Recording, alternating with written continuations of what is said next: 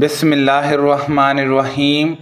میرے ساتھیوں نے یعنی صحابہ رضی اللہ عنہما نے تو ان حضرت صلی اللہ علیہ وسلم سے بلائی کے حالات سیکھے اور میں نے برائی کے حالات دریافت کیے۔ رسول اللہ صلی اللہ علیہ وسلم نے فرمایا، قیامت اس وقت تک قائم نہیں ہوگی جب تک دو جماعتیں مسلمانوں کی آپس میں جنگ نہ کر لیں اور دونوں کا دعویٰ ایک ہو کہ وہ حق پر ہیں۔ نبی کریم صلی اللہ علیہ وسلم نے فرمایا، قیامت اس وقت تک قائم نہیں ہوگی جب تک دو جماعتیں آپس میں جنگ نہ کر لیں۔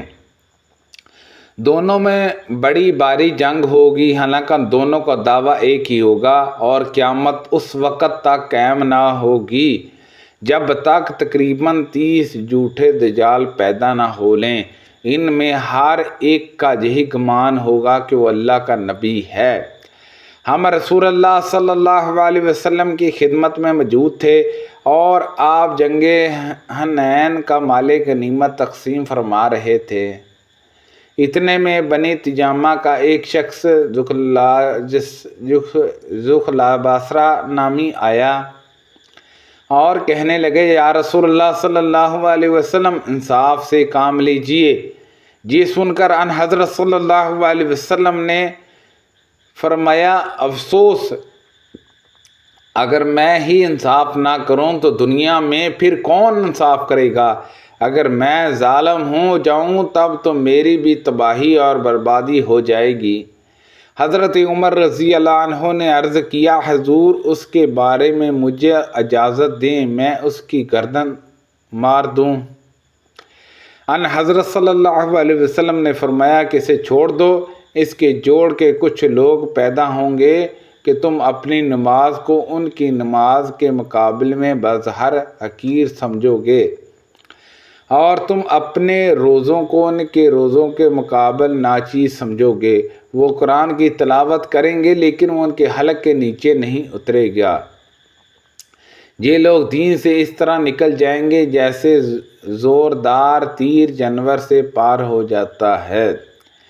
اس تیر کے پھل کو اگر دیکھا جائے تو اس میں کوئی چیز خون وغیرہ نظر نہ آئے گی، پھر اس کے پٹھوں کو اگر دیکھا جائے تو چھڑ میں ان کے پھل کے داخل ہونے کی جگہ سے اوپر جو لگایا جاتا ہے تو وہاں بھی کچھ نہ ملے گا۔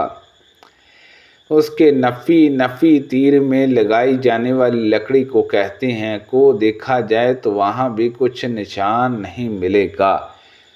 اسی طرح اگر اس کے پر کو دیکھا جائے تو اس میں بھی کچھ نہیں ملے گا، حالانکہ گندگی اور خون سے وہ تیر گزرا ہے۔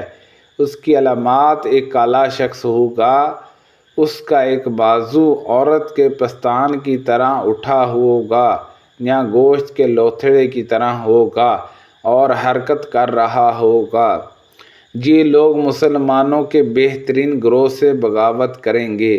حضرت ابو سعید رضی اللہ عنہ نے کہا کہ میں گواہی دیتا ہوں کہ میں یہ حدیث رسول اللہ صلی اللہ علیہ وسلم سے سنی تھی، اور میں گواہی دیتا ہوں کہ حضرت علی بن ابی طالب رضی اللہ عنہ ان سے جنگ کی تھی، یعنی خوارج سے۔ اس وقت میں بھی حضرت علی رضی اللہ عنہ کے ساتھ تھا، اور انہوں نے اس شخص کو تلاش کرایا جسے ان حضرت صلی اللہ علیہ وسلم نے اس گروہ کی علامات کے طور پر بتلایا تھا۔ آخر وہ لایا گیا، میں نے اسے دیکھا تو اس کا پورا حلیہ بالکل ان حضرت صلی اللہ علیہ وسلم کے بیان کیے ہوئے اوصاف کے مطابق تھا۔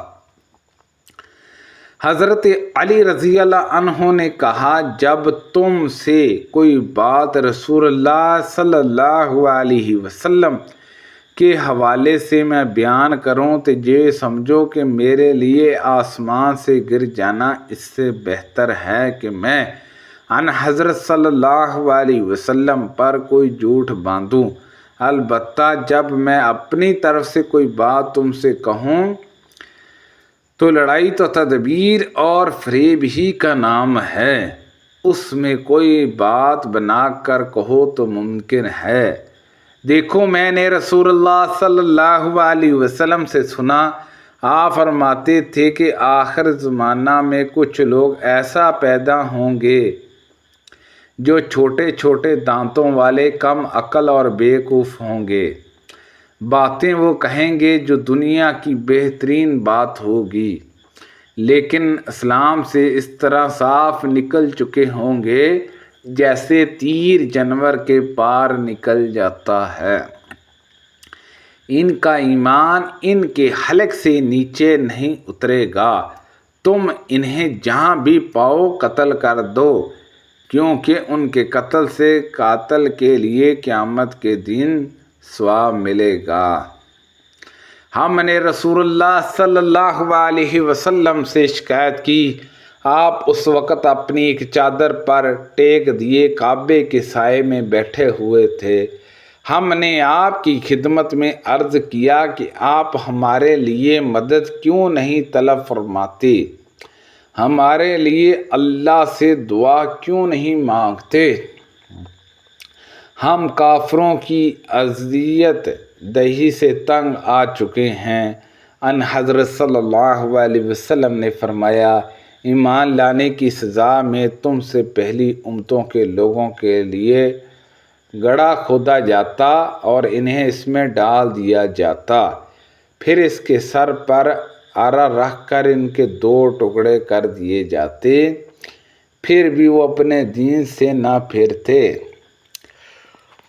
لوہے کے کنگن ان کے گوشت میں دنسا کر ان کی ہڈیوں اور پٹھوں پر پھیرے جاتے، پھر بھی وہ اپنا ایمان نہ چھوڑتے۔ اللہ کی قسم یہ امر اسلام بھی کمال کو پہنچے گا، اور ایک زمانہ آئے گا کہ ایک سوار مقام ثنا سے حضر موت تک سفر کرے گا، لیکن راستوں کے پرامن ہونے کی وجہ سے اسے اللہ کے سوا اور کسی کا ڈر نہیں ہوگا، جہاں صرف بھیڑیے کا خوف ہوگا کہ کہیں اس کی بکریوں کو نہ کھا جائے۔ لیکن تم لوگ جلدی کرتے ہو۔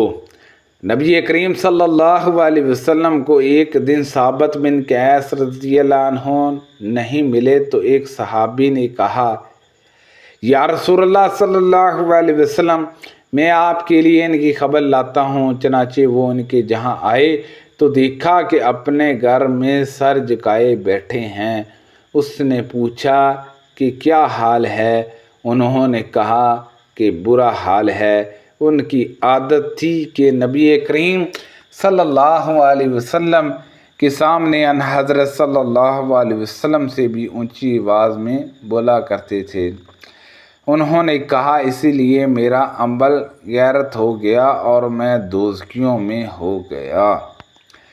وہ صحابی ان حضرت صلی اللہ علیہ وسلم کی خدمت میں حاضر ہوئے اور آپ صلی اللہ علیہ وسلم کو اطلاع دی کہ ثابت رضی اللہ عنہ جو کہہ رہے ہیں۔ موسیٰ بن انس نے بیان کیا، لیکن دوسری مرتبہ وہی صحابی ثابت رضی اللہ عنہ کے پاس ایک بڑی خوشخبری لے کر واپس ہوئے۔ ان حضرت صلی اللہ علیہ وسلم نے ان سے فرمایا تھا کہ ثابت کے پاس جاؤ اور ان سے کہو کہ وہ اہل جہنم میں سے نہیں ہیں، بلکہ وہ اہل جنت میں سے ہیں۔ سبحان اللہ عز و جل۔ ایک صحابی سعید بن حجیہ رضی اللہ عنہ نے نماز میں سورۃ قاف کی تلاوت کی۔ اسی گھر میں گھوڑا بندھا ہوا تھا۔ گھوڑے نے اچھل کودنا شروع کر دیا۔ سعید نے ادھر خیال نہ کیا، ان کو خدا کے سپرد کیا۔ اس کے بعد جب انہوں نے سلام پھیرا تو دیکھا کہ بادل کے ایک ٹکڑے نے ان کے سارے گھر پر سایہ کر رکھا ہے۔ اس واقعہ کا ذکر انہوں نے نبی کریم صلی اللہ علیہ وسلم سے کیا تو آپ نے فرمایا، قرآن پڑھتے ہی رہو، کیونکہ یہ سکینہ ہے جو قرآن کی وجہ سے نازل ہوئی۔ یہاں اس کے بجائے راوی نے مستزلت لل قرآن کے لفظ کہے۔ سبحان اللہ عز و جل۔ اللہ پاک سے دعا ہے کہ اللہ پاک ان حدیثوں پر عمل کرنے کی توفیق عطا فرمائے۔ اللہ پاک ہم سب کو صحت و تندرستی عطا فرمائے۔ کوئی پڑھنے میں کوئی غلطی کوتاہی ہو گئی ہو تو اللہ پاک معاف فرمائے۔ اللہ پاک ہم سب کو صحت و تندرستی والی زندگی نصیب فرمائے، آمین بجاہ النبی الامین صلی اللہ علیہ وسلم۔